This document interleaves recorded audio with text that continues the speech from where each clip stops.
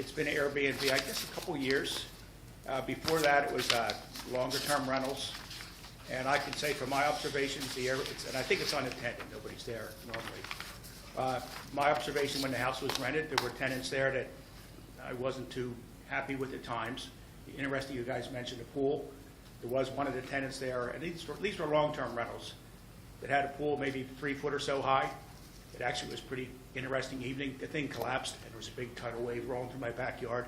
Oh, boy. It didn't cause any problems, but they had no fence, so that's valid. However, and overall, I would say I've probably had a good experience in the past year or so. This property is at 443 East Mill. The tenants are they're good. They're there short term. I've had worse tenants that were there long term as a rental that complies with your 6-month minimum. So somehow, whatever you guys come up with, I think we need to take care of the people that came up speaking before me. We have to consider their needs too. Thank you. Thank you. Next question. Yes. At that residency, you said the landlord is absent? Yes. Okay. Anybody else?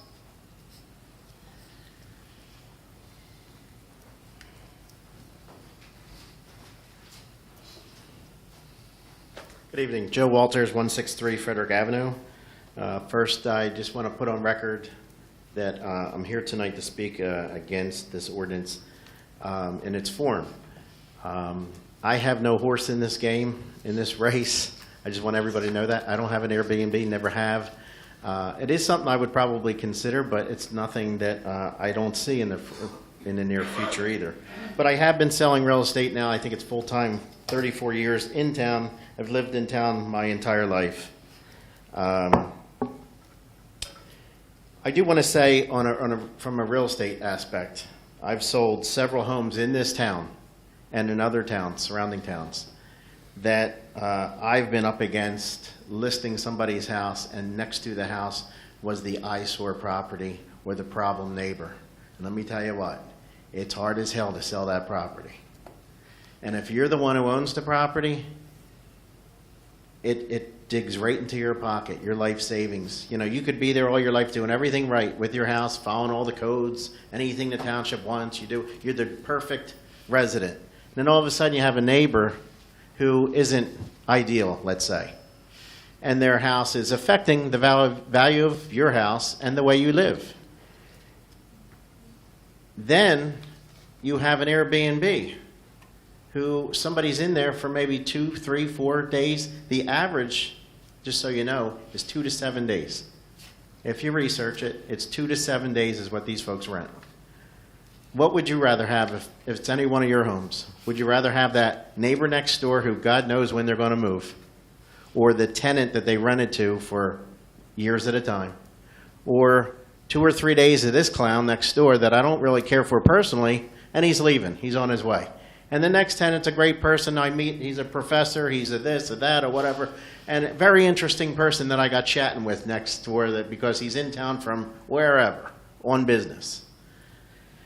If you go on to the Airbnb site, and again, I have very little knowledge on this stuff myself, but if you go onto the site, the Airbnb sites and the VRBO, and if you look at that, if you look at some of these properties, like Jenna's property and her husband, they're beautiful.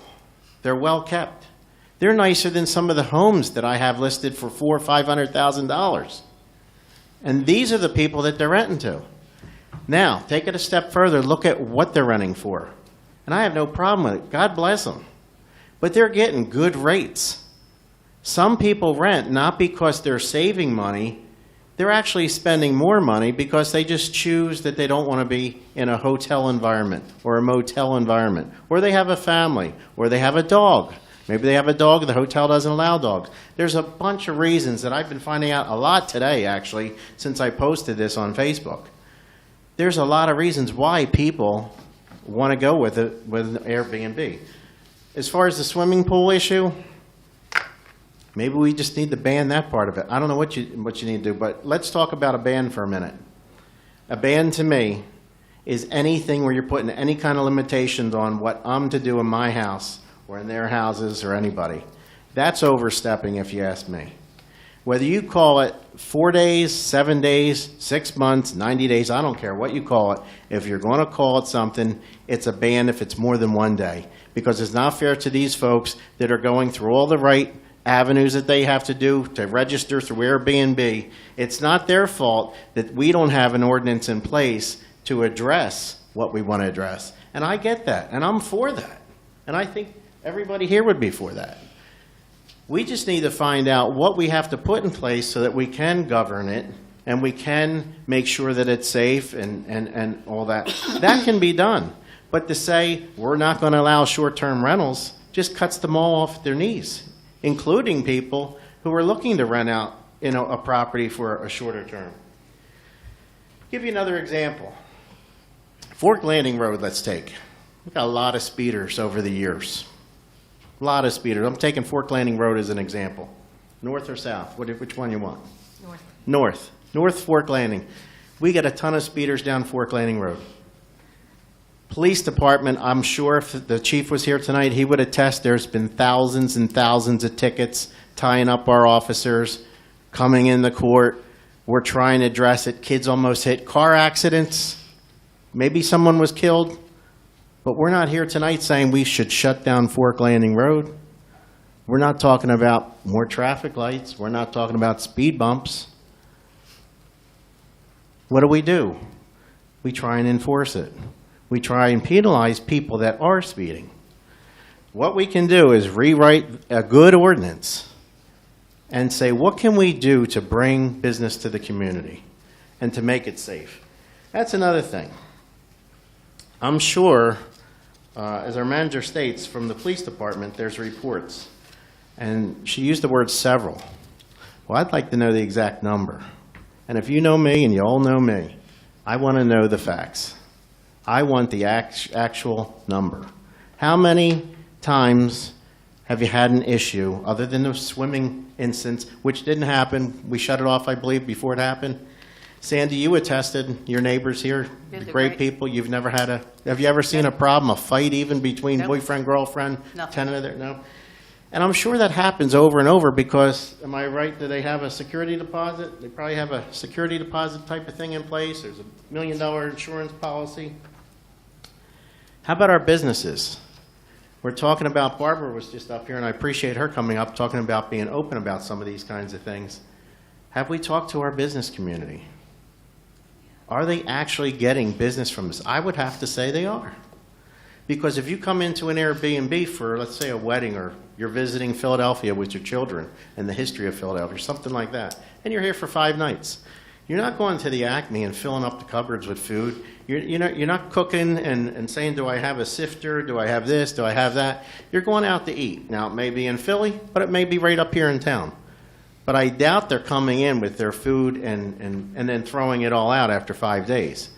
There's so many ways they bring business into our community. We have a car rental agency right in town. They come in, they fly in, they rent a car, they have the Airbnb here. They could be visiting family, visiting local communities. There's a million things they could be doing. I don't know them all. You don't know them all. But let's work around how we can work with these folks. Aren't we trying to bring business in town?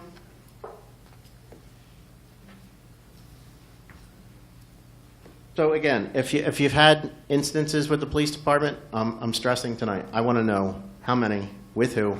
I'd like to know. See, that's And part of it- the problem, is that we can't, because we don't know that these are Airbnb rentals. Great. So we do have some, like we do know, we've had instances with our EMS where they've gone and it's been, repeated. We've had instances, obviously, with the police department and parties and whatnot.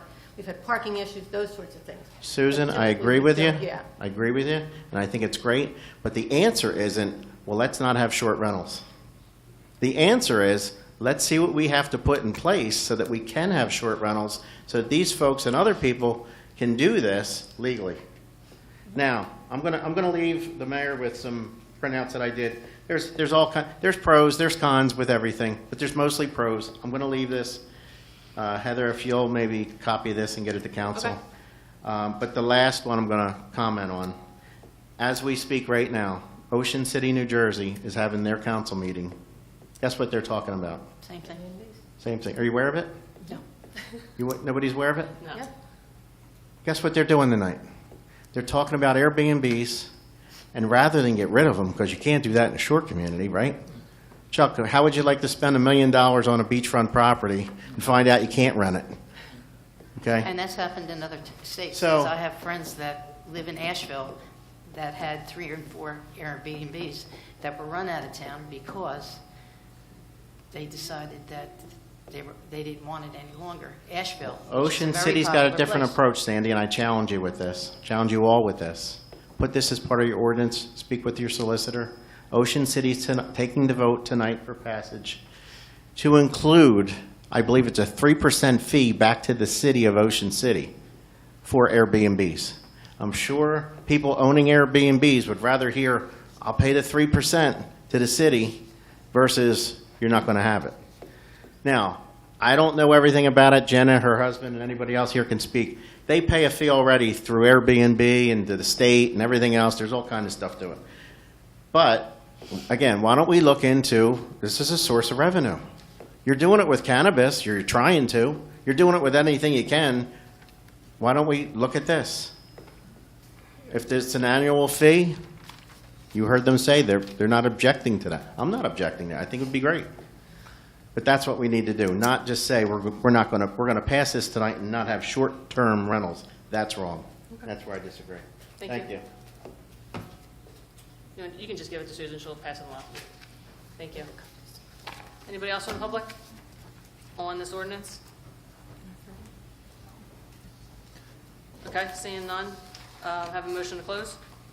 So made. Comments? Well, I'd like to make a motion to table it and have our solicitor look into it and work with Susan to come up with something that I think would benefit all the townspeople. I don't want to interrupt, we just have to motion to close first, and then you can. All right. So I apologize. So we'll do an all in favor? All in favor? Aye. And now? Sorry. Okay, so do we need a motion to table it? Yes. Okay. All right, so, There's a motion to table. By yes. Mr. Simon said. Yep. Yeah, I'll second that motion to table, and I think we should discuss this further. Okay, roll call? Mr. Kaufman? No. Ms. Nunes? Yes. Mr. Simonsick? Yes. Mr. Zaradnik? Yes. Mayor Talarico? Yes. Okay, so we will Are we discuss that. table until the next meeting? So August meeting? I'd like to make one comment. Mr. Walters, if you're not objecting to that, I'd like to sit down and talk with you about, because I'm not a realtor, you're a realtor. My children have used Airbnbs their entire life. I do not like Airbnbs. I'll stay at the hotel personally, but I'm just saying, I would like to get some of the input. I don't have the time to do the research that you've been doing, but also, we also have to consider the fact that, like you said, this also stresses our police department. You brought up the speeding, which stresses our police department. Some of these unregulated things do stress our police department, and the police they've been 100% with me. Like I belong to the Happy Hour Club. They've given us heads up.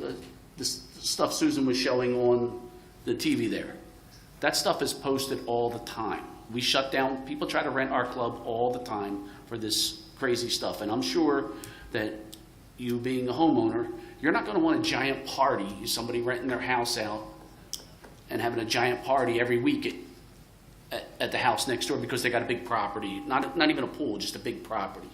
So we do need to work together with the townspeople to try to put this together. John, one thing I just wanted to point out that I did, in the little research that I did on this, I believe there's probably only about a dozen of these in town. I could be wrong. Susan, you probably did more research than I did, did you not? Well, last check, there were 27 that did Airbnb, Verbos, and then there was 3 swim I police. didn't know about the pool thing, so you're probably counting them too? No, I'm not. You're 3 swim police, yeah. 3 swim places, so, yeah, now's probably the time to put something together before potentially there's more. Thank And you. let me add to that. I think you should have Susan do the homework on that, along with Ms. McDowell, because they're going to be able to get more research, since you said this is not your expertise anyway. but you did bring it to our attention, which is good, but I'm just saying, we can look further into it. Right. 100%. Right, exactly. And the thing is, next year, with everything happening, with soccer and the 250th anniversary, this is probably a good thing to, because we did kick things around, you know, each individual thinks, okay, what are we going to do next year when we need places for people to stay? So we can add that into the mix and come up with a better solution. So that's how I feel about it, and that way, you know, nothing against you or anything like that, but I think they're going to have both more research there about it, so we can come to a conclusion maybe next time we meet. Okay. Thank you. Moving over to the public portion for the consent agenda items only. If anybody from the public would like to come up and speak on the consent agenda items, please come up, state your name and address for the record. Seeing none, motion to close. So made. Second. All in favor? Aye. All right, this is a consent agenda. I will read in bulk. Resolution number 2025-R-130 through resolution number 2025-R-142. Motion to approve the consent agenda. So made. Second. Comments? Roll call? Mr. Kaufman? Yes. Ms. Nunes? Yes. Mr. Simonsick? Yes. Mr. Zaradnik? Yes. Mayor Talarico? Yes. Approval of the expenditure list? I'd like to put it on the record that R-137 and R-139, I'm going to be voting no to. You just voted. You just voted. Yes. Well, then we go through them individually, or we can just mark them off as no. I'm not consenting to this. What number? So just next time, Andrew, just during comments, you can just say that. What before number, we Andrew? vote. 137, the audit, and 139. Yeah. Yes. And the reason for 139, so everyone's aware, it says in there that there was a discussion with council, and I didn't know anything about the discussion until we just had that sent to us. So again, we're creating these resolutions and pushing them through, and we're not talking about them in public to the people of this town and giving them the opportunity to come up here and speak their minds. So. All right, I have it. All right, approval of the expenditure list? Current fund bill is $479,213.69. Utility fund, $759,463.24. Capital fund bill list, $124,375.92. Utility capital, $37,665. Trust fund is $39,282.58, and our grant fund bill list is $8,319.30. I have reviewed the above bill list as submitted and recommend payment when funds are available. Thank you. Can we have a motion to approve? I'll make that motion. Second. Comments? Roll call? Mr. Kaufman? Yes. Ms. Nunes? Yes. Mr. Simonsick? Yes. Mr. Zaradnik? Yes. Mayor Talarico? Yes. Approval of the June 2025 minutes? Can I have a motion to approve? So made. I'll second. Comments? Roll call? Mr. Kaufman? Abstain. Ms. Nunes? Yes. Mr. Simonsick? Yes. Mr. Zaradnik? Yes. Mayor Talarico? Yes. Okay, this is the public portion. Anybody from the public wishing to come up, please state your name and address for the record.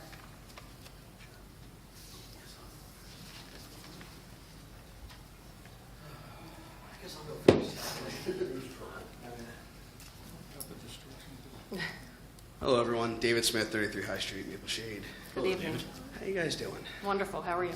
Fantastic. I'm here on two things. Number one,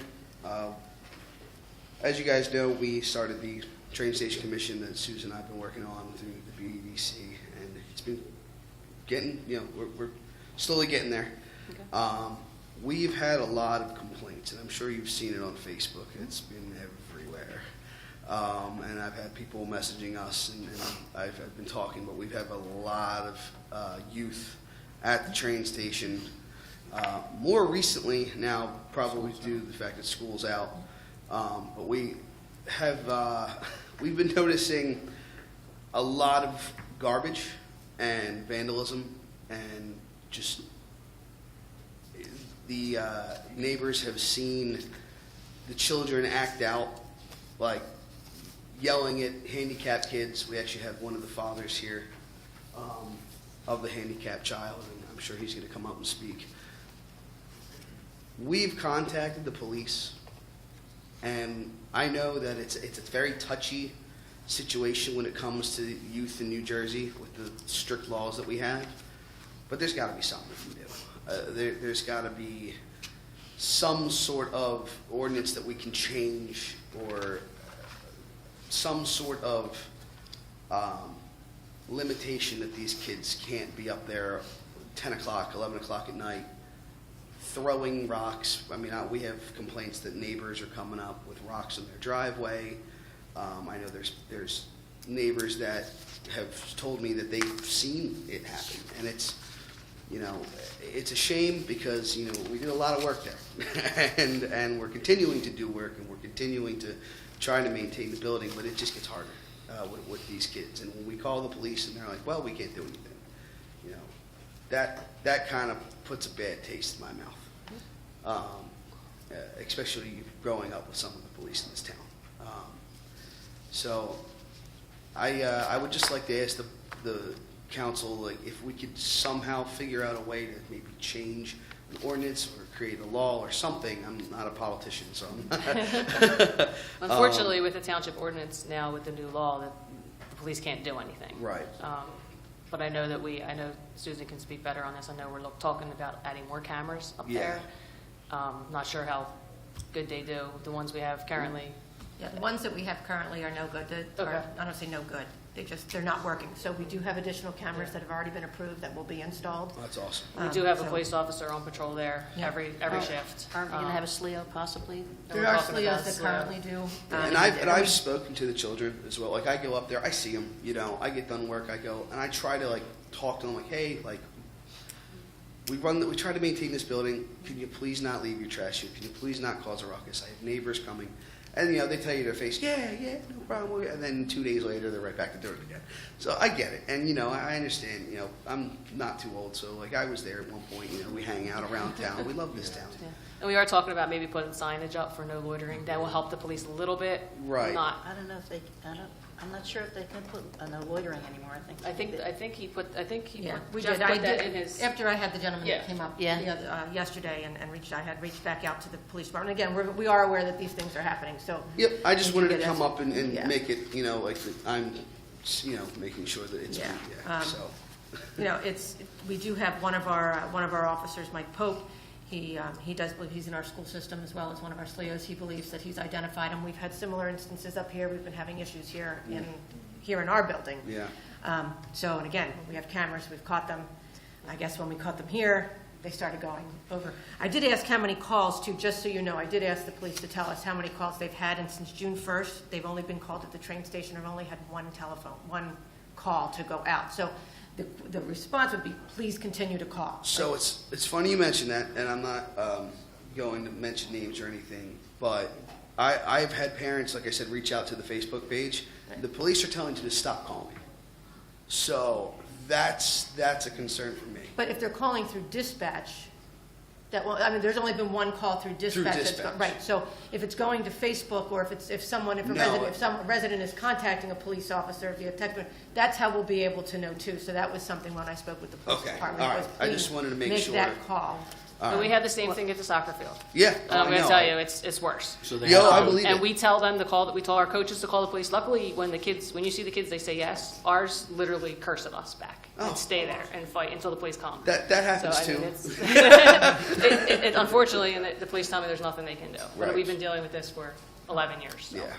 So they have to call the dispatch, Yeah. not the regular So- number. If you Yeah. dispatch, just to clarify, if you're going to call, dial 911. Yes. Let it go through the channels, because if they're using the number that goes to the police station, that's not going to be on record. And those people might be telling you, stop calling. But they're not the people, that there's a disconnect there. So whoever's involved in this, the neighbors, they have to call 911. It goes to Burlington County Dispatch. It's monitored, it's recorded. All the information is asked, and it gets transferred over to the police. We don't call please. 911, we So- call the other, and they never have told us, don't call. I mean, we call at least 3 times a week. Yeah, and I'm speaking on the behalf of the neighbors, so I'm sure you're going to come up and also say the same thing. But I would also like, to know, what should I say to the people that come to me and they're like, hey, I see this. So that's another, Call the police. Call the so, police, let us know what times too, because that will help, because right now the kids are out, so maybe during the daytime they're there. We have a SLEO that's walking around, but if they're not there during the daytime, because maybe the kids are working and they're really there at 7, that's something that we can adjust the police response out there as well. So that would be great if we can have that help with the eyes and ears. Let us know. That's great. If they're not causing a problem and, they're just sitting there, but residents want to email, feel free to email me. I mean, that's fine, or email somebody or call somebody, leave a message and say, hey, listen, this is the time we saw them. So again, we can narrow it down so we know, so we can get somebody. Well, that's great, and I'm sure that they're thrilled to hear that. And Sounds like I like said- Maybe you can get them to volunteer for the Santa thing. Yeah, well, Sounds like we may need to get that Town Watch back. hey, Because that used to be big for a long time. Town Watch was But big. Town Watch really can't do anything either. Like, Yeah. a lot of people That- don't it's- want to because you're getting sued. It's that law. It's the laws that we're putting in Just place. to make sure, they can call the non-emergency number, which is the 856-234-8300 number. Okay. That's the non-emergency police number. Obviously, if kids are throwing and they're vandalizing, that's a little bit different. But, Yeah. if they're causing a nuisance, I mean, definitely reach out. We need to know. What would be the ground? So, like, if let's say we have a neighbor that is witnessing this, possibly has a video of it. Like, what can they do? So, because I know a lot of times people see it and they're like, well, yeah, like you said, I don't want to be involved. I don't want to get sued. I don't want to. Come talk to the And police. these kids, they know. Oh, they know. They know. So, Come talk to the police. Yeah. Come show them the video. Show them what it is. Again, they can only do with what they see. If an officer goes out there, and let's face it, if the officer goes out and they pull up in their police car, those kids are either scattering or, they're going to sit like angels. So if you have it, that information has to be shared with our officers so that they can. And again, it was the same thing up here.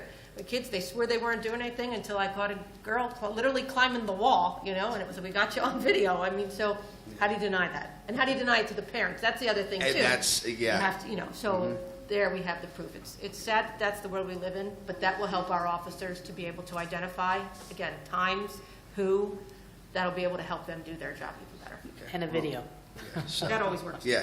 Use your phone, get a video. Yeah, That's and the I- new Town Watch. I'm is very your happy to phone. hear about the cameras being approved. I know. Yeah, we're just waiting, we just have to get them to come in, so. Yeah, that's awesome. Yeah. Now, I also have another thing. I don't know if you want me to come back up, but No, go ahead. so now I'm going to switch into my car club. Susan, I know we spoke on the phone, or I'm sorry, via email with you about a car event we're trying to plan with Brew Littles with the fire. I did speak to the representative the other day, and that's still being vetted through our first responders. Yes. So I know you asked for a few things, which I can tell you I don't have right now. I was told that the letter from the firehouse is on its way, along with the church. Maritz's wants you to call them. Okay. Larry told me to tell you to give him a call, that he approves everything, but he would rather talk to you and approve it that way. So, just so that way we're squared away on that. And yeah. And what we're talking about, we had a facilities use agreement. Brew Littles would like to hold an event through Paul's Abilities, is that? It's Paul One for- Love. One Love. One Love. And it includes a car show with Beyond Limits Car In the Club. firehouse lot. Yep. Yeah. So, like I said, we're still vetting that through our first responders just to see, what would need to be done and whatnot. And Is it that would on a be Saturday, it or would are be we- more of a Sunday. cars and It's coffee Sunday? type. Yeah, it would be a Sunday. Sunday 2:30 from to 6:30. yeah 2:36. Yep. Vintage cars? Vintage cars or? Anything. Just what car people. Unfortunately, not everyone's got classic cars anymore. Right. I know you do. Yeah. Still got your champagne? Anyway. But no, so yeah, that's one of the things that I just wanted to update you while Thank I'm you, up Dave. here. Sorry. All right, thank you. Thank Thanks you. for your stuff. Thanks for his effort at the railroad. I mean, Tracy. he's done great work there. You've done great work at the railroad, Dave. Oh, thank you. Really appreciate it. Thank you. Thank you. I would love to continue to do that. All right, anybody else from the public?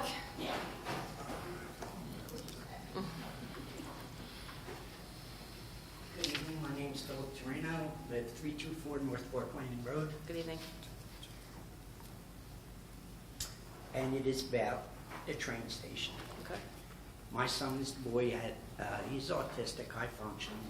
He walks down there and he has to be verbally abused by the children there. Now, I know there's not a lot you say you can do. I know there's a lot the police say they cannot do. But if I'm not mistaken, the law in New Jersey states that loitering you're allowed, providing you're not interfering. Well, these children are interfering. And there is something that could be done if that is true, and it is true. You have evidence of it. You have evidence of children interfering. You have neighbors calling you, telling you. You have neighbors that want to move out of Maple Shade because of this. And I don't see the harm in telling children, you cannot stand here, leave. Once in a while, a police officer drives by and says that. What's wrong with that? I don't think that's against the law. I know that when I was a child, we hung out in the corner. I ended up in a police station. You know, did I hang out there anymore? Well, yeah, but we ran, just like kids would. But, yeah, we weren't destructive. These children are being destructive. They're throwing stones at properties. They're hitting stones with baseball bats. We talked to the neighbors. You had a big issue with all the children at the carnival. Some townships don't even have carnivals anymore. Now, I have a hair salon in the city. And I have children at times come up to the salon. They sit on my front step. Do you want to come into my salon with children sitting on the front step? Do you? You don't walk past these kids, not really. Or if you're leaving the salon, do you really want them sitting out on the front step? So I have a job to do. So I can do it one of two ways. I can be nasty or I could be nice. So I go out and I ask them very nicely, could you please not sit here? My clients feel intimidated. One time I had a girl out there with her friends. It was around graduation time. And she must have been as drunk as a skunk because she was tipping over and everything on my step. So I went out and I said, is there something wrong with her? And they're going, no, she's fine, she's fine. So instead of being nasty, I went back in and I saw her tip again, so I went, there definitely is something wrong with her. I said, I'm going to call the ambulance. Well, with that, they got up, they left, because she was only drunk. Still, there are ways to handle things without arresting. Now, I understand the law is there because they don't want children having criminal records. Well, number one, you can expunge the record, but you also don't have to arrest a child because they're hanging out on the corner. But you can chase them. You can't hang out here. This is private property. Am I mistaken? The train station's private? Owned by Maple Shade Trade Commission. It's owned by Conrad. Public All property. right, it's owned by Conrad. Is it leased from Conrad? Yes. And who's Township leases it from Conrad. so it's owned by the township. Right, so it's public property. So it's considered public, but still, again, you don't have to have the children standing there. Is there a reason why police don't drive by there frequently enough to chase the children? That's all we really want. We don't want to move out of Maple Shade. I don't want my son being accosted by these kids. And maybe something has been done because one of the girls apologized to Philip. It may have had something to do with your sister, John. I don't know. I know that she talked to you. Not me. Terry? No. Well, anyway. So that's all I have to say. Thank you. What can you be done with the children? Thank you. My sister's dead. She's dead. Susan, I have a question. Yeah. The curfew, we can't enforce the curfew? Curfew is enforced. It's 10 o'clock during Okay. the week and then 11 o'clock Hello. on the weekend. Okay. all My right. name is Denny Brown. I live at 17 East Broadway, and I live pretty much right across from the railroad station. We've had issues there for at least 5 years, and we have called the police many times. We have stopped calling the police because they basically told us there's nothing they can do. So we're just kind of living with it now. It's affecting our standard of living every day. And you want to know when the kids are there? They're there from any time between 12 and 1 until between 7 and 8. All day they're there. 6, 7 hours they sit out. It's 100 degrees out. They sit out there, which we don't understand. But, and in the spring or the fall when we don't have our air conditioner on, I sit in my living room and I hear F you, F this, F me. I hear the F word probably 150, 200 times in an hour or two, and I'm not exaggerating. We have girls over there who scream at the top of their lungs every day, every hour. They're up there screaming at the top of their lungs. And even worse than that, we're finding all these rocks in our lawns. We came home on vacation a couple weeks ago. We found 3 rocks sitting in our driveway where our car would have been. Our neighbor next door, she found 47 rocks in the street when she came home from work one day. I saw a kid yesterday pick up a block of wood and throw it across the street. It bounced in the street and landed in my neighbor's yard. When I came home, I went over to retrieve it. It was gone. Because I think he didn't know I was sitting in my car. And he saw me pull away, so he must have went over to retrieve it because I couldn't find it when I went back over there. But I find, I have a picture right now. She has 10 more rocks in front of her house. I took this morning. So, and if you're wondering what I have in this bag, Rocks? everybody's probably wondering, right? These are, you know what these are? Anybody? Right. Railroad spikes. Right. So I watched, about a month ago, I watched 3 kids sitting on the tracks and they were digging for something. Now, I don't want to confront these kids on my own. They were there for an hour, hour and a half, digging something up. I had no idea what it was. So when they left, I went over and I found these railroad spikes laying in the middle of the 2 tracks. So what I did, I waited for the train to come back from Hainsport. It comes back around 7 o'clock at night, and the engineer usually stops and he goes over to Wawa to get something to drink. So I took him over to him and showed him. He didn't really seem to care, but he did say he would tell us track department about it. And I said, "Do you want these back?" "Oh, no, I don't want them. That's why I still have them." And he also told me that the engineers dread driving by that train station because the kids reach out and they smack the train, they throw rocks at it. They're like a foot away from the train when it's going by there. Isn't that a safety issue? Yes, it is. I'm telling you, if Conrail knew about that, they'd probably close the whole thing down, probably, which I don't want to see happen. I really don't. But and another thing, about a week ago, I just got out of the shower and I heard the train. I looked outside, and they had flat cars going by, with nothing on top of them, which is something new they have. Kids were standing from here to where my bag is, just smacking the train as it went by. They have little ladders on each car, so they were just smacking the cars as they went by, like 3 or 4 kids. And then when the train passed, on the back was a couple boxcars. One of the kids, who wears a shirt number 23, like throwing a lot of rocks, he ran after the train, picking rocks up, boom, boom, ran until the train was too far away. So these kids are out of control. They're not just over there making noise, and that's one of the things. They're doing vandalism. They took these out, right? So we've lived here in our house for 38 years. We've called the police numerous times over the years. We don't call them all the time, just when it gets out of hand. And in the last year or so, they've basically been telling us, there's nothing we can do, Don't bother us, basically, That's why you don't have any calls from us since June 1st, because we haven't called. Did you actually have one of our police officers or somebody tell you not to call us anymore? No, they told us very nicely that you're just wasting your time and our time by calling, because there's nothing we can do, period. Okay. And they also suggested that if we don't like it, we can move. We've So- lived in our house for 38 years. They said that. Yes, they did. Is there any way that you can get a video of the kids doing what you were explaining on the train? Like I said, I just got out of the shower. No, well, I So- mean in the future, because Well, normally I can't see the other side of the train because our house is across the tracks. Right. They have boxcars. I can't see through them. Right. But I have heard banging when the train's going by. This time they were flat cars. I could actually see what they were doing. well, the problem I have with that is my father worked for the railroad, and he saw many people get killed in Camden working, That's what I'm doing their concerned job. about. And what those kids don't realize is there's air pressure on those trains that could suck them right underneath Absolutely. if they were close enough. You nailed it. And as a kid, my father would, lay into us if we were anywhere near that train or that track when it was going by. So- The engineer who I spoke to told me that all the engineers that run that line are scared to death when they come through Maple Shade because there's kids all over the track, on sides of the train, throwing stuff, hitting it with sticks when it goes by.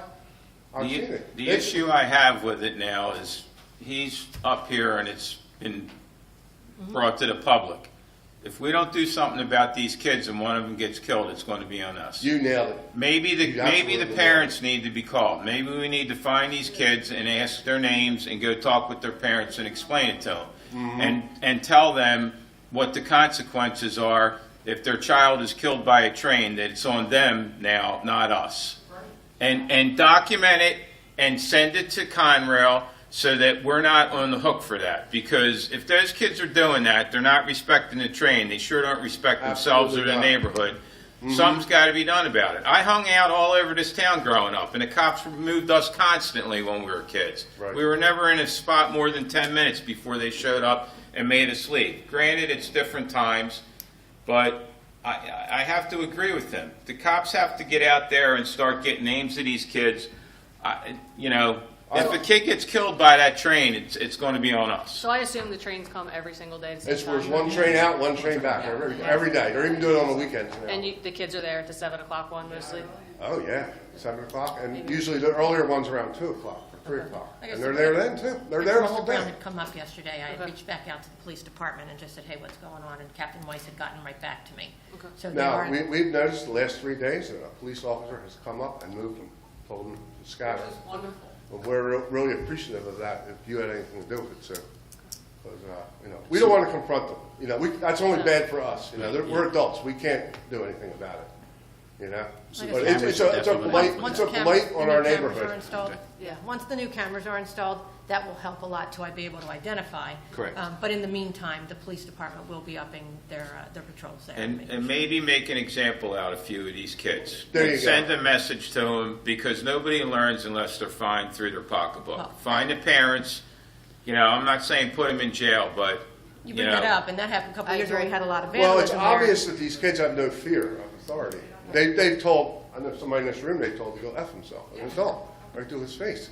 They approached my wife last night. She wanted to know why she was sitting on her front step Tuesday night. She wanted to hear the music from the concert. We don't have the answer to these kids that we're doing at our own home. They accused her of taking pictures of them. Okay. So, Well, I do know that some of the police officers are watching because they knew that this was going to be a topic and stuff. So I'm Right. sure that they're hearing. it's you. very much a quality of life thing for our whole street. We have some of our neighbors here tonight. The whole street is up in arms about it. I promise you it will be addressed. I know, you Fully. did yesterday, Sue. I appreciate that. So, folks, I thank you very much for your time. Thank you for coming up. Thank you. Have a great night. Thanks, Thank you. Joe. This is my wife. On the other half, I'm Karen Brown at 17 East Broadway. I'm not a Karen. I don't like what they did to that name, my name. But I saw on the Maple Shade website, it talks about noise, and it says, "No person shall make, continue, or cause to be made or continued any loud, disturbing, unnecessary, or unusual noise, or any noise which creates a public nuisance, or which materially disturbs, or is reasonably likely to materially disturb the comfort, the repose, health, peace, or safety of others." The noise that I hear. And the cops basically told us, the police officers have said, there's nothing we can do. There's nothing we can do. Maybe you should move. Now, they told us not once, they told us not twice, but I was told 3 different instances. I've lived here for 38 years. I raised 2 kids here. I love this town. I've been in Burlington County my whole life, which will be 63 years in December. That's a shame. It just lets me down. That's a To shame. be told. And I know eventually I will move. We're getting older, I understand that. But to be honest with you, I don't want some punk, some snit over at the railroad track making me move Forcing you out. because the town that I have raised 2 kids in, and we have done quite well, and we love this town, and the activities in this town is not helping us out. It's failing us. I will say the frustration level, if you can't tell from me, is very high because I feel like my neighborhood is being taken over. Our neighborhood is being taken over by these children whose parents maybe aren't watching them like they should. I basically always knew where my kids hung out. Our son Jeff hung out with Dave. They didn't always do what they were supposed to do, but we knew about where they were. And they knew heads would roll. And they would never say to an adult, F you, which I heard say to Dave's dad. That is atrocious. Absolutely unacceptable in my book. And There's not much more. I did hear, I saw that, I get the newsletter, Joseph Donofrio. I'm an Irish chick, just Italian names, but he's patrolling Main Street in the parks. Is he the one that's going to be patrolling? It says he'll be patrolling our Main Street parks and playgrounds. He's one of our additional. Is he going to be the one that's like around? Can he possibly be the one that's like designated? So we have to- three. Huh? We have three Okay. different SLEOs that walk around our main street and go down there. We also have our school resource officers that are out for the summer, our SLEOs Right. for the summer. So they're doing some work as well. I mean, there is a fine line with us. I did take some video, but I was so upset when I took the video, it was shaking. And I heard the one girl in the background, "Are you videoing me? Do you have my permission?" I'm like, "Hey, gosh, what is this?" Marcus Welby, like, what is this? You're in a public area. I wanted to tell her, I can video you. They're all biking down the street. They're all, going across they play at the railroad station. They play basketball. You guys put a new court down the street. You know where they're playing basketball? On the little slab on the side of the railroad station. It's unbelievable what I have seen go. We've seen a couple with the kids, the two making out, literally making out. I'm gonna see them get a room, in broad daylight. They're just doing it, and they literally do hang there. I almost feel like I have no life because I've been consumed by that. So it worries me. We had a party. And our friends that come, they park their cars over this, on the grass there. It's a nice option. I was very worried. Does something have to happen in order for me, and then the police officer would say if someone threw a rock at my car and hit, which I do have it in the back of my car, and I think it might be from a rock. We have technology, but I don't have cameras all over my house. How am I going to prove who did what? But it just shouldn't be. It just shouldn't be. That's all. I promise you we hear you. I'm going to go sit. Sorry you're going through that. Thank you. But Thanks thank for you coming for up. your ears, Yep. and thank you for all you do for our town. Thank you. Thank you. Anybody else from the public? I'll change the subject for a second. Dick Denoyo, 605 North Coles Avenue. I believe it was last year or the year before, Chuck and Sam might remember roughly, it was brought about the parking along Main Street, time zones, because I think Sonny came up with the liquor store. The reason I'm bringing it up, Maple and Main. Fontana's, right alongside, it says no parking loading zone. It's their parking areas. Now, I'm saying from my own vehicle, if there's another car coming out, it's very hard to turn down there, right? I'm part of the fire department, like to probably attest to it also. If there's cars parked there and we're trying to get a truck in or out of there, it's impossible. I understand, hey, you have a loading zone because of what they do and all that stuff there, but not permanently parked there. They're there, the owners are parked there 3-4 hours at a time. It's supposed to be temporary. It's a delivery driver to park there. Yeah, for the delivery drivers, it's to make their deliveries, and they're parking across the street over at Maritz's or down the street and hopefully all the way back up. That's what I assume it's supposed to be for, but it's not being used as that. It's becoming a safety hazard. I've come there going to a fire call one night. There was a vehicle all the way out to the corner that I couldn't make the turn. It could have been their house I was going to, but I go there for other reasons, but it's just the point of the fact, yeah, I drive a big vehicle, but it's still a pain. My own vehicle and my wife's car tries to make those turns. So, I don't know what we ever did with the parking situation when it was brought up a year or 2 years ago. I don't remember how long ago it was. If anything was ever brought up from that or changed from it, it was something we can look into and try. I know it's kind of hard, but you got to make it a little bit safer in that intersection. On Marista's side, that is a no parking zone. It's yellow curbs. The other side, they're allowed to load and unload there. Right. But they're not allowed to be there for more than 15 minutes. And they've been doing that. I seen a car with the trailer the other night when I was going to the post office. It's been that way. Andrew, you can attest to it. It's been that way for years. Even when Lou had it, and the new owners and all that stuff there, it's just a continual thing. So it was one car parked all the way up by where the parking area is behind the buildings.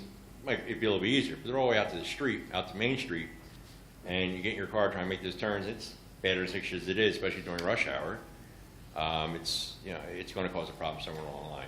I did talk to the police about it, Okay. and the night it happened, I was going to a call, so I couldn't stop. But by the time I got back, the car was gone. And I was told that we take a picture of the car with the license plate, they will mail them a ticket. So Okay. enforcement, look, the cops can't be everywhere I all the agree time, we know 100%. that. I'm not saying that. But at the end of the day, you know, talk to everyone and tell them, they've been told before, take a picture of the car parked there. It's very clearly marked, the sign's there and the curb's yellow. And maybe a letter, you know, the solicitor can answer, Susan can answer, maybe a letter from the township, you know, notifying them, hey, this is only temporary parking. It's not permanent parking.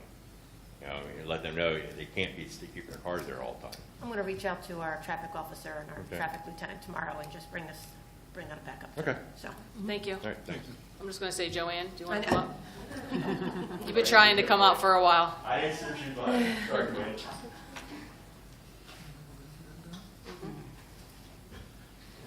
Too bad, cut her off. Joanne Mortimer, 39 Lancey Road. I, for one, am very disturbed at hearing all this nonsense at the train station. None of it. There's no excuse for it. And something has to be done. This has to be a priority. The neighbors in that neighborhood should not have to put up with what is going on. My number one priority is always safety. Someone's going to get hurt, and we can't wait until that happens, especially with the trains coming through. I mean, I'm horrified by hearing what's happening up there. Now, you say you're going to put more cameras. That's great. Okay, you're asking neighbors to identify kids, take videos.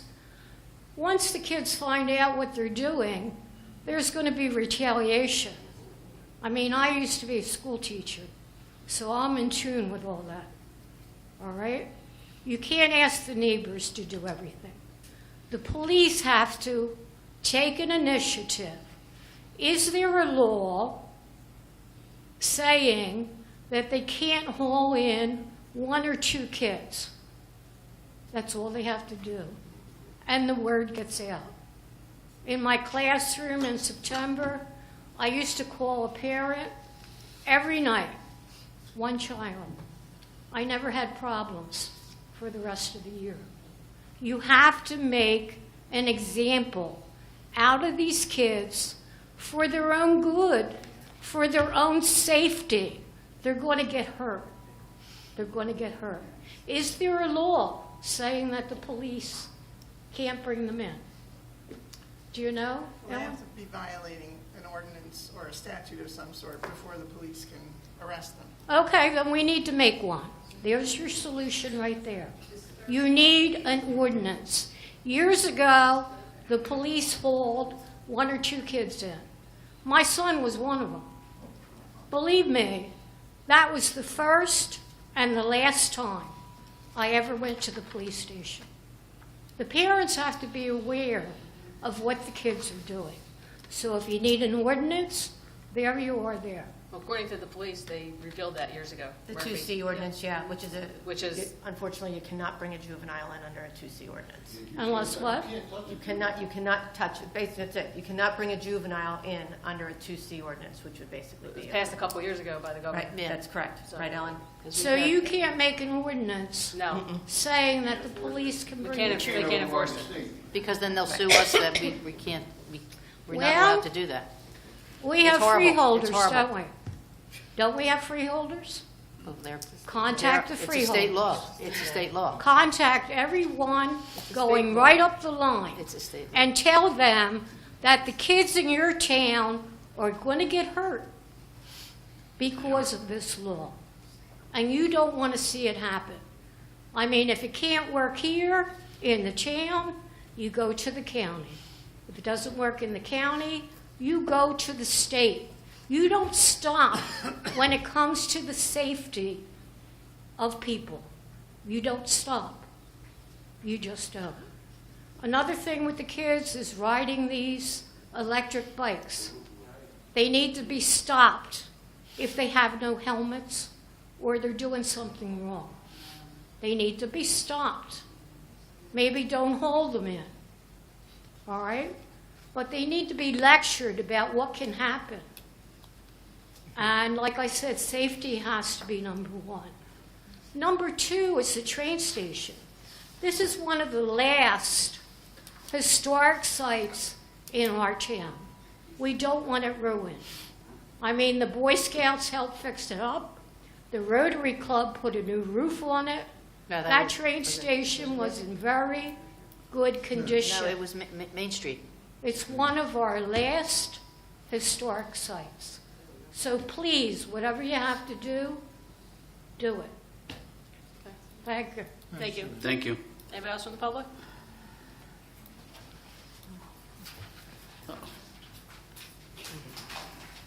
On your birthday, really? Yes, absolutely. Happy birthday. I'm Emily, 453 Alexander Ave. Emily what? I'm sorry. Your last name? Wallace. Thank you. I knew it, but it had to be. Yeah. What was your thank you. address again? I'm sorry? What was the address again? 453 Uh-huh. Alexander Ave. Okay, great. So just want to say, as a formerly atrocious and problematic teen, I just do want to say that the last part of the teen's brain that develops is the rational part, and part of growing up is pushing limits, and that's why they call it growing pains. So maybe it's worth organizing a group to meet the kids where they are at the high school in the fall and talk to them just before we jump to criminalizing any teen behaviors. Okay. Well, I can tell you that Steinhauer Elementary School has a piece in their curriculum about train safety because they're right there next to the tracks. Okay. When I was on the Board of Education, I knew that that was there, so I think it's not the high school kids. Okay. It's the middle school kids, which are, I think, you don't see the high school kids there, right? No, it's not high school. That's all in children also. Really? 10 to 15-year-old, 16-year-old. Thank you. Thank you. Anybody else? All right, seeing none, can I have a motion to close? So made. Second. All in favor? Aye. All right, moving over to staff and professional comments. Councilman Simonson, we'll start with you. Look, Nothing? my condolences go out to the Woods family. I don't know if anybody heard, but Lisa Woods passed away last weekend, and the arrangements are at Tillman's. It's on his website, Sunday and Monday. Mike and Lisa were a big part of this community, and she struggled, and heart goes out to them. That's all. Okay, thank you. You want to go next? Sure. Go ahead. I'm happy to report there's no more graffiti at the, Still good. Now we have broken lamps. yeah, the lamp was broken, I noticed that. Well, I haven't been down there Stop the lately because graffiti. it's been too hot to walk, so, but the last time I was there was no graffiti. DPW does an excellent job of maintaining that park, it's really good. The other thing I would mention is that the first Tuesday in August is National Night Out. I don't know what the date is. The 5th. And so that's that thing we have each year here. This year I think is going to be at the high school because of potential weather. So it was last year. We had to move it inside the high school last year because of weather. So it's free. Everything's free. It's a good community event. So I would encourage you, if you have not been to one, that you go to one. You'll see all sorts of community partners there, and it's run by the police department, and it's a national thing now. So we always try to do up a nice thing for it. So if you mark that date on your calendar, it's something is worthwhile to go to. So. Thank you. You're up. I'm up. I just want to talk about the heat because, cutting my grass and being out there in the blazing heat with the humidity, I just want to make sure all of you are aware that you're putting yourselves in danger by, you have to drink water, you have to, do things methodically, don't overdo it. We're not getting any younger, and even, it doesn't even matter if you're young. The fact is, it's very debilitating, the sun and the humidity that we're experiencing with this climate change. You could see a huge difference. I know I can, and I'm sure you can also. But, try to be really safe. Check on your seniors. Make sure the kids are aware of, that they're in danger also, with this situation, with the heat, because it is debilitating. So, just to reach out to everyone. Okay, thank you. Terry? No, thank you. Susan? I'll wait for my report. Okay, speak down. Okay. I don't have everything, just echo condolences for the Woods family. Moving over to old business, operations. Great, thank you. I have, because it's been a month, I have a little bit to go through, but I'll go through very quickly. First, I want to send out a huge congratulations to Jessica Heaton, as I shared with you all today. Jessica's successfully passed her CFO exam, so at our next meeting, we will officially change her from our acting CFO to our official CFO. So that's definitely a feat in itself. There's been continued coordination with department heads to monitor our mid-year budget performance. We're tracking and right where we should be. Preliminary planning for the 2026 budget cycle is underway. The CFO, Jessica, and I will be presenting to Council our capital budget for this year at the August 14th meeting. Council, you'll be given recommendations prior to and once we receive everything from Bond Council. We've been working with them. Master plan discussions have begun. As you are aware, the Township will need to complete a re-examination of our master plan in 2026. And also, Council was asked to consider the possibility of going to one meeting per month. And I didn't know if anybody had any comments on that or wanted to consider that. Well, the only thing I would say is that maybe for the balance of the year, because we only have one in August. November. One in November, one in December, so you only have 2 months where we would have two. I don't know. Definitely something we can try. Yeah, I think at least for the balance of the year, and then if it works, great. If it don't, then we go back to our regular. Yeah, I don't have a problem with that. So are we changing the dates or are we doing the? Yeah, I would go, well, Second in my opinion, I would go Thursday? to the Or the fourth? middle. It's the middle, the third Whatever the Thursday. middle is, that way you got very good balance. So that's the third Thursday. Is Council all good with that? I'm good with it. Yes? Okay, so we will put out a calendar with the dates tomorrow, just to, so everybody can see the third Thursday. Okay. Moving on to Public Works and some road improvements. Construction on North Fork Landing Road and Yoakum Avenue sidewalk curb improvements began this week with anticipated completion within the next 2 weeks. Next week, Fork Landing will experience a road closure while trees are addressed. So it's part of the reason this week, I know Mr. Zaradnik had asked me if they were done. They're not. They did the school this side. They're going to have a big crane. The road has to be closed, take down one of the trees there. So we'll work with everybody through that. Notice to proceed as of August 4th has been issued for Front Street from Fork Landing to Stiles and also on Alexander Avenue. That project is anticipated to last 90 days. And you may have seen what you thought was DPW laborers, but they were in orange shirts. Those are actually our Summer Clean community laborers. They are out and about cleaning areas of town. They're working on graffiti removal, trash abatement, and some street sign cleaning as well. Public safety, this evening, Council did approve the hiring of 2 new police officers who will attend the Gloucester County Police Academy on August 4th. I had the pleasure of meeting both of them, 2 young kids. They're getting younger. So it's crazy. They're babies, but they'll definitely serve us very well. Additional SLEO coverage has been assigned to various locations in town, as we heard as we were talking about the train station. Also here to the municipal building to address several issues that are related to juvenile mischief. National Night Out was just expressed and just talked about. That's just around the corner, 5:30 to 8:30 at the high school.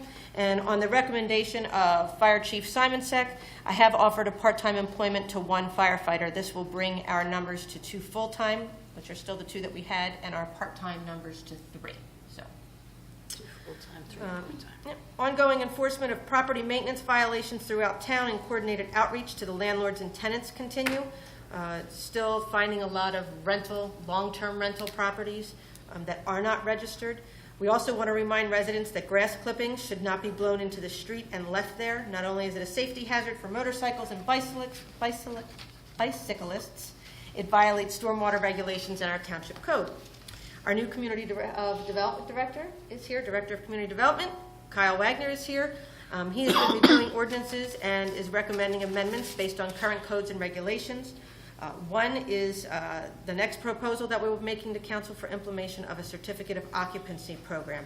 This program will give the township the ability to regulate and enforce occupancy standards for public health and safety within the township of Mapleshade. I didn't know if you wanted to elaborate a little bit on it, or that's about good. That's good? Okay, there we go. Also, the HEN committee met. I had promised everybody that. I got heard back from everybody. They've completed their review of the revisions to the formerly proposed backyard chicken pilot program. So that's the ordinance with the revisions in there. I will send it out electronically as well. The HEN committee would like to move forward with their introduction at the August meeting, or have council move forward with it. I am asking that you review the proposed revisions and provide any feedback to me by August 8th. Recreation and community events. Summer recreation programs are in full swing, and they're very, very active. Our attendance remains strong. Currently, the recreation director and I are looking into starting mini camps for when kids are out of school and on break. These mini camps would not only provide an outlet for our K-8 student population, hopefully get them away from the train station as well, but also provide part-time employment to our high school students. More information will be coming in the next couple weeks. Yesterday, the state of New Jersey hosted a free New Jersey property tax relief filing event. It drew over 40 residents, so it was very well attended and seemed to be very well received. Our concerts in the park continue throughout the summer. Please check our webpage and Facebook pages for more information. And the township has the opportunity to apply for another Green Acres grant. Wanted to know how council would feel possibly about Woodlawn Park improvements with possible lighting, parking, fencing upgrades, and maybe even a redesign. This would be a phased project over the next several years. You mean the sports complex? The sports complex. Parking. Parking is one, yep, that would be in there. Parking, Lights, redesign, parking. absolutely. We had a 10-year plan before. We definitely need to look at it again. Absolutely. Yeah, so if council is okay with that, then we can start working on that Green Acres grant. Yep, absolutely. Great. A little bit about our finances here. Our current tax collection rate is at 98.44%, on track with our projections, so that's an excellent collection rate. Our departmental budgets have been reviewed continue to get reviewed on a monthly basis, and currently all departments are either at or below the projected utilization rate for this time of year. This one's difficult to swallow. The review of healthcare premium forecast indicates a significant increase. I had shared that with you. It's 36.5% this year from the state health benefit system.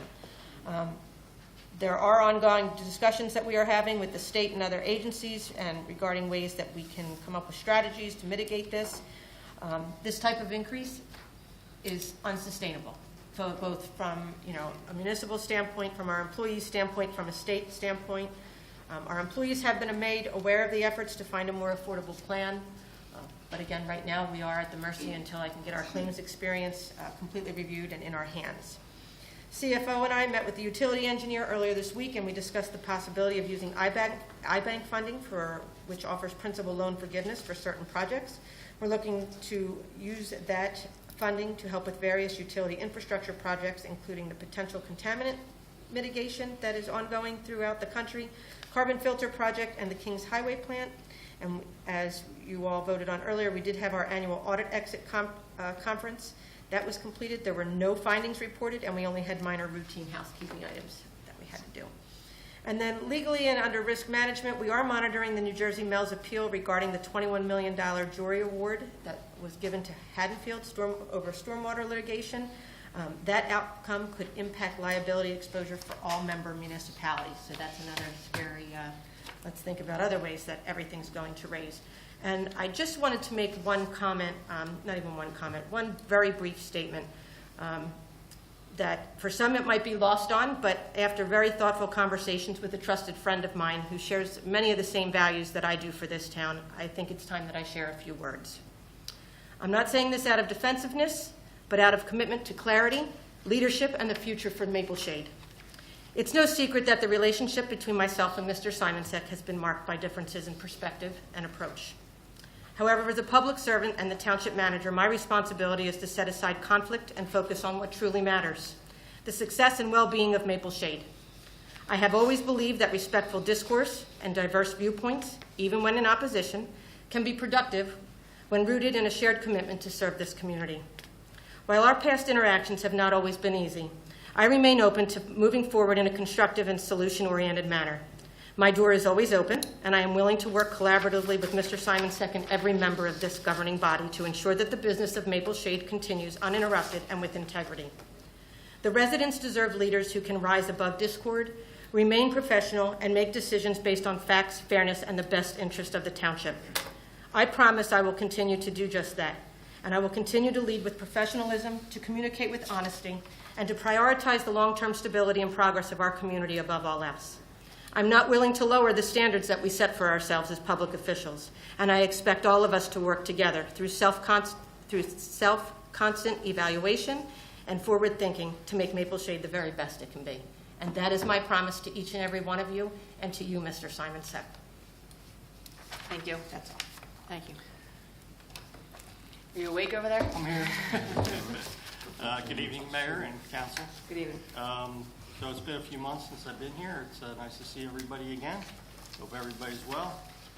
Before I start, I want to give a quick thank you to the Maple Shade Police Department, because a few weeks ago I was in town and I was taking photos for your grant application. And on my way home, my fuel pump decided to die on the right-hand lane of Route 73. Oh, boy. So you were the problem with the traffic. It was me. Yes, I was that guy. So, they arrived quickly and pushed my car off the road. So I'm thankful for that.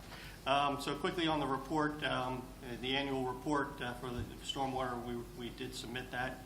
We're waiting for certification. On the second item, I didn't write anything, but I'm going to say something about it. About a month ago, I attended an online seminar on behalf of another township in Burlington County that was put on by ANJEC and the Rutgers Cooperative. So they've been doing a lot of work on this type of, for the Rancocas Creek watershed.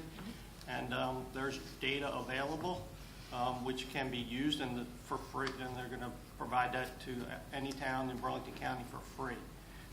So that will help to get these 3 reports done. Perfect.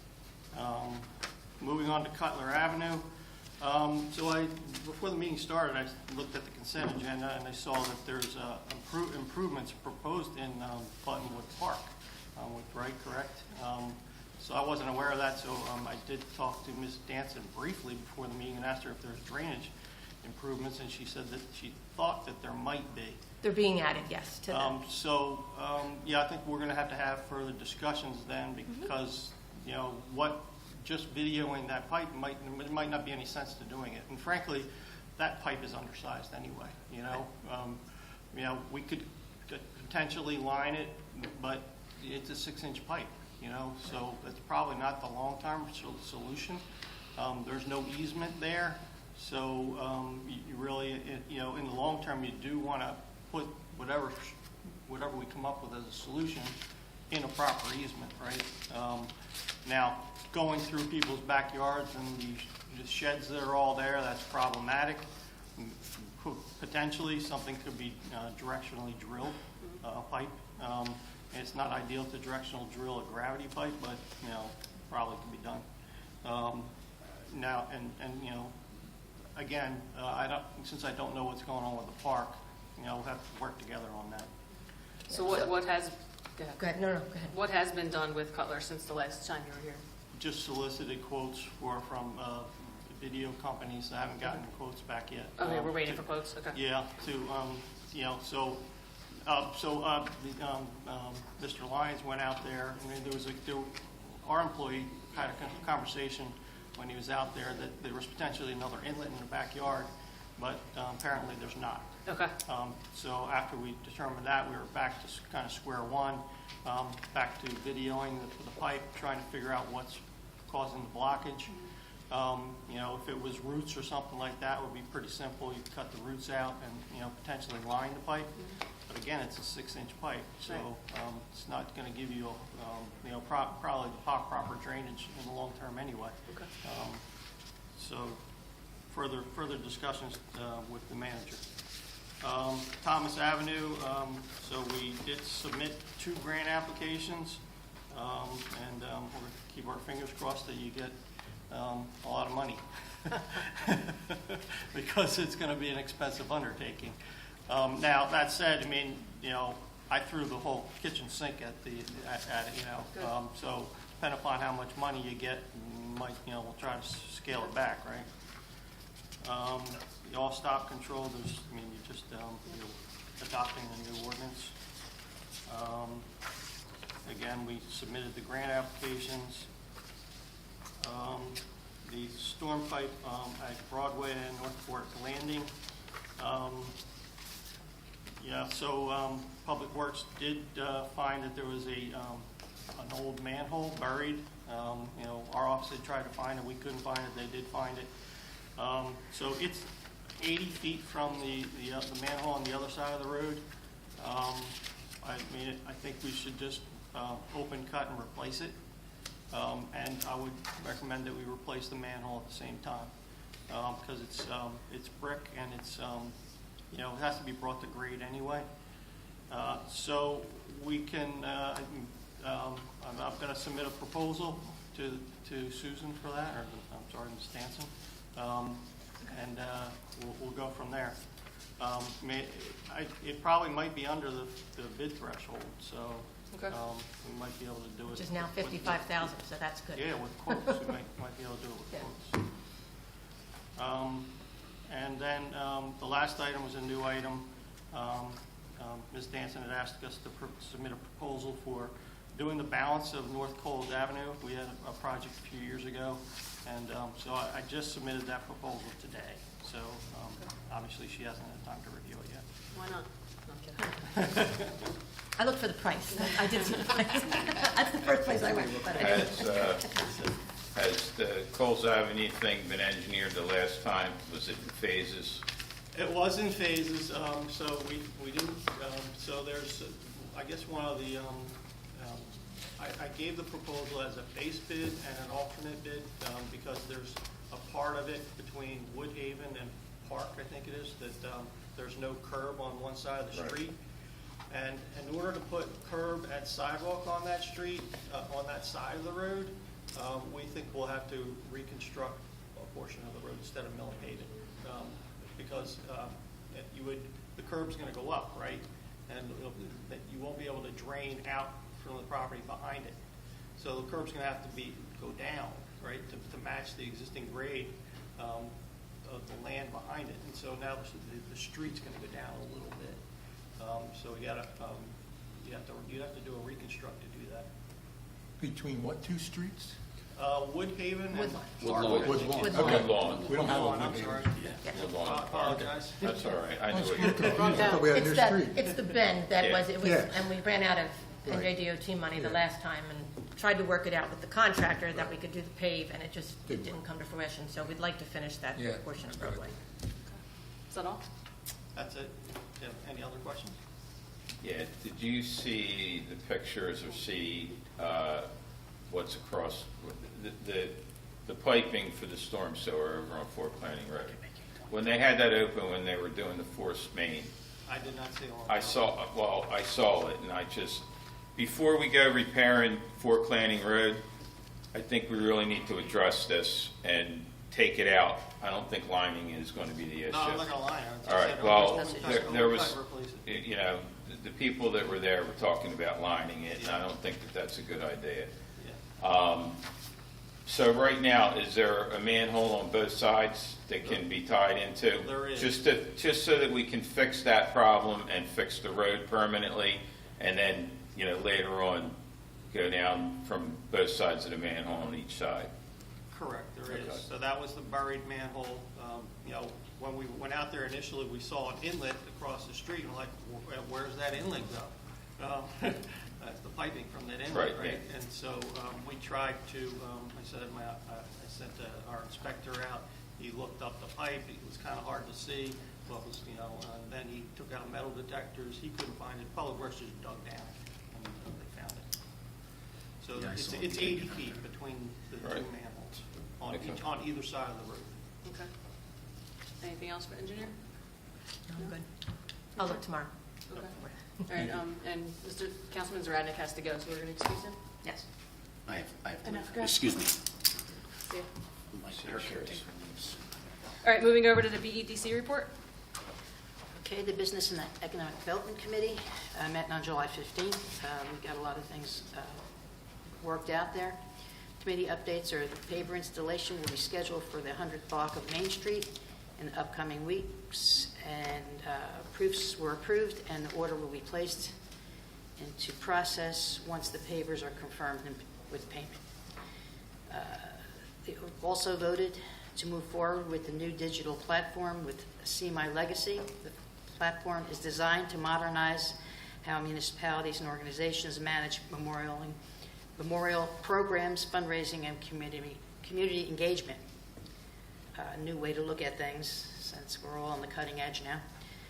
Community Development Director Kyle Wagner joined a recent subcommittee meeting, and shared his strategies and plans to help streamline processing for incoming businesses.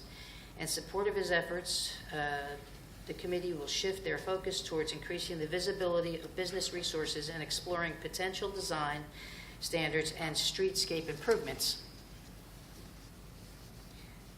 Student-designed artwork is planned for the Trap Bridge, which goes over on Route 73. We probably go under it all the time, don't realize it's there. And that will be worked on. And let's see. And there will be possibility a mural at 8 North Fork Landing Road, which is under consideration. And we have professional quotes on that. And we'll see what happens, because it's a little costly, but other murals on paver projects are also in development. The commission approved plans to move forward with the Maple Shade Color Run, and this is very exciting for our community. This color run is for the arts. It is scheduled for September 27th, and we will share more details very soon.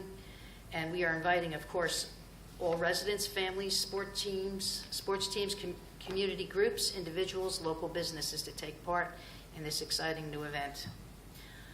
It'll be followed by an after party in the municipal building, and proceeds will support local arts initiatives, including public art installations, student art programs, cultural events, and community beautification efforts. Our next meeting is September, because we're taking off for August, and that will be on the 16th. So that's my report. Thank you. Moving over to site plan. Yes, our last meeting was on July 1st. We had 3 applications come in, 2 of them being out on Route 38. The first one was the pad site behind the Wawa on 38 Linola Road. There is a corporation that's looking to put a car wash up there. They presented a concept of what they wanted to do, and there was a lot of discussion about the zoning development and if they were permitted that use. So the township engineer is going to be working with them to check out all the things and the questions that came up.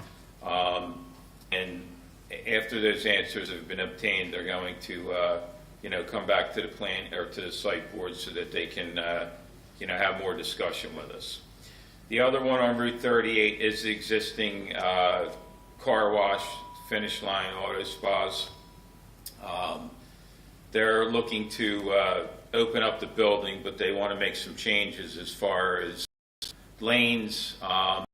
And the property is very, very so there were suggestions that were put out there that they looked into.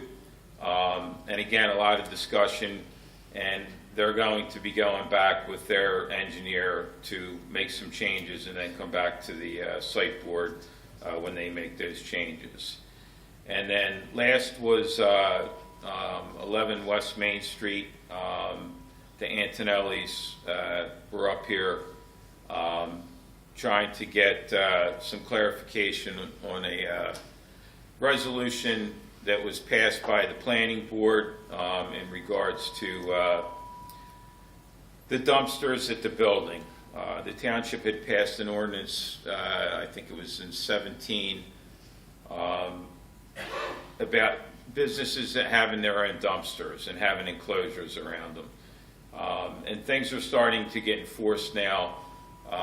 And there was some discussion with those people, but there's going to be some kind of issue coming down the road. You know, Susan was at the meeting. We talked about a combination dumpster system in the parking lot where they would just pay us because there's not a real lot of room up there. So I believe that that they're going to be moving on to the planning board. I don't know if they filed their application yet or not. Site plan first, right? Site plan, okay. Yeah, Kyle had gone out. Yeah, I know Kyle and our engineer were supposed to be going out there and looking at it, so. So that's the three that came in. In regards to your statement earlier, Susan, thank you for that. There's a lot of people that think that I'm angry, and to a point I am, but most likely it's more frustration. I've lived in this town my whole life. I've dedicated 43 years to the fire department, servicing with asking nothing in return. And I want nothing best for this town too. Everything that I do is looking at dollar cost averaging, what we're getting our best dollar for, all right? You know, mitigating liability, protecting you too. You know, it may seem, you know, the things that I bring up here, putting on record, but they're in your best interest too, Susan, because I don't want this board and you or the rest of the township employees suffering because we didn't address something. And I think open public talking to all the people of this town is very important. I ran on certain things and I'm not going to deviate from them. And anybody that knows me knows that I have the best interest of this town 100%. And I want to work with you. You know, what happened, and that'll pan out and solve itself, or whatever the case is going to be. I can't look into a crystal ball. But there's no reason why we can't talk to each other and have a conversation and come to a common good for the township. You're here. I mean, you know, it could be done nice, it could be done nasty, it could be done a lot of ways. But I think conversation with all of us is important because that conversation breeds ideas. And everybody has ideas. And if we're not listening to the people and ourselves, we're not going to come out to a good outcome. And at the end of the day, I know a lot of things. I spent my life in construction, the roads, the infrastructure. I'm well aware of the infrastructure and its problems. I've been dealing with it for 40 some years in the fire department. It affects our ISO ratings, our insurance. There's a lot of things that go into that infrastructure that people don't realize that I do. And the sooner we start making that change and investing in the infrastructure, we're going to be better off because then our ISO rating will go up. And when that happens, our insurance comes down. And it's not a one-year thing, it's a lifelong thing. Plus, it also provides the safety to the people of this town, which is something that's important in my mind for everybody. People that work here, pass through, all of that. So thank you for saying that. I think it's time that we all work together, all of us, and get past all this and do what we came to do, the stuff for the township. Look, people aren't going to like me, then that's fine. They don't know me, you know? So if you really want to dislike me, that's fine. But come talk to me. Ask me questions. You know, I'm not a terrible person like I'm being made out to be by a group of individuals. I'm just not that person. I love this town. I've been here my whole life, like I said, and I'm not going anywhere. I'm here for the long haul for this position, too. And being that said, I did promise everybody last time the paperwork. I'm just going to pass out the resignation letter, the acceptance letter, and again put it on record that whatever happens with the ordinance with the township when it comes to the fire department, whoever spread rumors that I'm going to take over the independent and become chief again is insane. Because at the end of the day, that ship has sailed. The fire department is something that I love and spent my life doing. And it's a life journey. And sometime in the future, when I'm done here, I will go back to that department to service the people of this town because I love doing it. I don't want anything in return for it. So thank you for reaching out. And I know that you've been working on things that that you've been trying to get done before, and I think those things are going to get done this time, because I see a vision for this town. I truly do. And it's not a bad vision, it's a good vision. So, thank you. Thank you.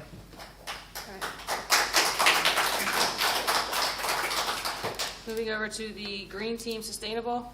They don't meet over the summer, so there really is not much, just that the farmer's market is next Friday, July 25th at the Gazebo Park. New business?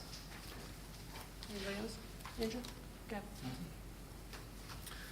So I know that we had a meeting about the nursing home. I really just want to see where that's at. I know that the building's starting to have issues with, alarm calls. I know the last time we were going to have another meeting with the board, but I just wanted to see if anyone reached out to that, where we're at with it, because, my vision of that project was just to take it, it solves the problem of the cars on Fort Canning Road. The biggest thing is the safety for our children. It puts everything on that property. It gives the school the ability to put these buses back there and get them away from the high school and segregate that. It gives them the access to put the outbuildings that they're looking for. So I think it's very important that we try and move forward with it. The school board has money set aside that they can, reimburse us. The idea was to take it because we have the ability, we have a little bit more clout than the school board does. It's a win-win across the board. The neighbors don't have to worry about traffic anymore. The police don't have to worry about it. And we take the building, knock it down, cap it, put it back to land, and turn it over to the school board, recoup all our money. And it's a win-win for the township people, the residents of the town. It gets rid of that problem that we've had, and you're well aware of all the issues down there. That building's not coming back, and before a developer wants to take it, we need to act as soon as we can to get it done. So if it's a matter of not meeting with them and us just moving forward with negotiations for getting the building, then I really think we need to move forward and not waste any more time on it. So my suggestion is going to be that we put this on August 14th agenda, so council can have a further discussion about it. All right. I can just give you a status, just a brief status of what we've done up here. We have been able to make connection with the people that are going to be the decision makers. So we've been working with them too, because as you know, we've had the alarm issues over there. We've had, it looks like we probably have squatters that they have. Yeah, they're breaking into the building now. So those things are there. But yeah, I think that we put this on for the next agenda under, and it can still go under new business still, because we'll have a discussion. At that time, it'll give us some time, Ellen, to be able to reach out to the schools, see where they are, and then bring everybody together to. So we're going to proceed by making them an offer, or we're going to proceed by eminent domain? Well, in order to do the eminent domain, you would have to go into success, you have to go into good faith negotiations, I believe that's the wording. So we can definitely do that, and we get some more names and really see where the school district is as well on it. So, being that was said, and these are just new business items for me that, we can have discussions with later on, but, there was some thought about maybe having the Arts Council down there. The Wells Fargo building is sitting up there. That would be a perfect site for the Arts Council to exist. So the Arts Council is going to be at the next township meeting. They want to come up with all the positive things that's going to benefit it. And in the meantime, they had looked into buying the bank, but donating the bank, and Wells Fargo basically said no way. However, just like when we obtained the ground from Garmar, we put an offer in and they accepted it. Maybe that's something we do. I mean, I know that would have been nice down there, but that would have cost a lot of money. It was off the beating track. If we have that Arts Council in that building, that benefits the town with business, and the way the Arts Council described it, there might be a way that we can recoup some of that money because somebody's always looking for a home. I think we have an opportunity here to be the premier arts council, and everybody come to Maple Shade for that, with that building existing, because there is no other place around here where kids have that outlet, and, you know, I think it would be a great thing. We have all the other sports, and, you know, that kind of went by the wayside, Is the so. Arts Council, are they their own, it's my understanding, their own 501c3, right? Like, they're not connected with the municipality? And it's more of Other a than regional it's thing than it is a town-to-town thing. They're very well interconnected throughout South Jersey. So I'm just bringing that up, and then I know we're moving forward with the, you know, the design and things for Buttonwood Avenue, the park, but I think it might help that we have some kind of meeting, and the people that are in that neighborhood send out something for them to want to come up here and discuss it before we finalize all that, and try and ease their concerns. This is the people's town, and, you know, again, it's a suggestion. I think that, you know, once they start doing that design, we can capitalize on it and, you know, try and make everybody happy. We're not going to make everyone happy all the time, but we got to at least try and, you know, get 3/4 of the people happy. And the last thing, I know that I talked to you and brought up the issue with the car for the road department, and I know it had gotten lettered, and thank you for that. But I was at the fireworks and saw that the fire official's car isn't marked either. If that could be addressed, if you could help me out with that, I'd appreciate it. So the fire official, actually, we just got we had purchased a new one, that's why we didn't letter that one. So that one will be lettered, because that's gone, we've traded that. Is there any money, and again, just because I know, and I'm not picking on anybody or trying to start trouble, but the fire department's cars have been in disarray for years. The fire official, I understand all this from front to back. The fire official, in my opinion, does not need a new vehicle as much as the fire department does. The fire department's car, the last command car, is on its last leg. And It's the chief's vehicle, right? the chief's vehicle. I think that, I did speak with Andrew this week about it. Well, if you could talk to both of them, then I think that would be a thing that the fire department could get that car. Because the fire department is not going to have the fire official do the investigations. It's going to wind up going through the county. So I don't know if the fire official takes the car home or what the status of it is, but the emergency service that is more critical than the fire official's office needs to be addressed, and I think it needs to be addressed immediately. It's a public safety issue. It's a life safety issue for the people that live in this town, because that car many a times has not started up because of issues with it, both of them. And I know that you're aware of that. So if you could have a discussion with those two entities, that I would appreciate it. And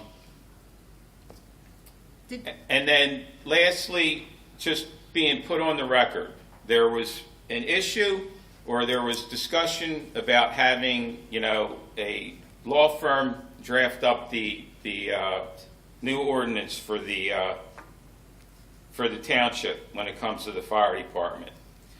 So way back when, we had the opportunity, and we talked, this was a meeting that you were at, to offset the cost of the fire department.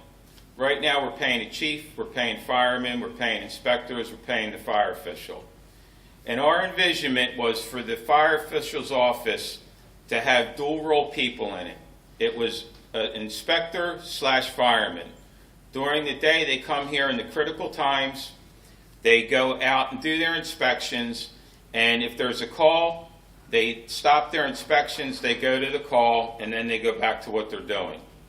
And with the fire official's office being underneath the fire department, that allows the fire department to offset the cost of those firemen so that we're not spending a fortune on the fire department.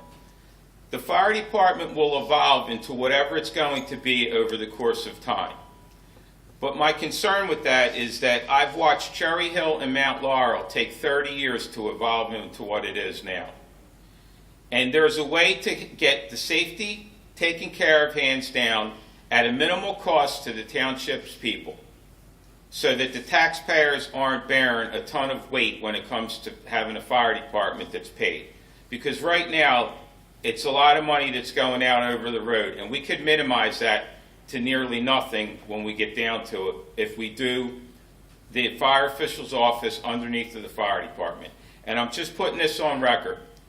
You know, I've been quiet about this whole thing, and the public safety of this town has always been a priority to me. Always. And what happened, happened. I don't care. But moving forward, the knowledge I have, I think it's very imperative that we all work together to get this done so that the town is safe 100% and that it's costing us a minimal amount of money, and let's see where it goes over time. Over time, we might not have the volunteers. With the chief being in there now, the volunteers are coming back. So we have an opportunity here to keep the service level that we have up with trucks getting out on the street, not just one from a paid. I'm talking about all of them up there. At a minimal cost, and still provide the level of assurance, a level of service. Because again, that's another thing that's affected with the ISO rating, with the trucks going out the door. I understand all these things, and I know what it takes to get it done cheaply, and get it done so that the people are safe. And I'm putting it on record that we all start working together. Our solicitor is the expert when it comes to this. She's been dealing with this for a long time, and she's learned a lot about it. And I would like the opportunity for all of us to sit down and talk, even if it's one-on-one, for everyone to understand, try and understand this. Because it is very complicated. It's very twisted, the way it is. So I get it. But when you understand it, it's not as bad as what it sounds like when you're first being explained to it. So I'm just putting it out there for food for thought. Okay. Anything else? All right, so I see nothing for closed business, so have a motion to adjourn until the Township Council meeting scheduled for August 14th, 2025 at 6:30. So made. Second. All in favor? Aye. Aye. That's all. Everybody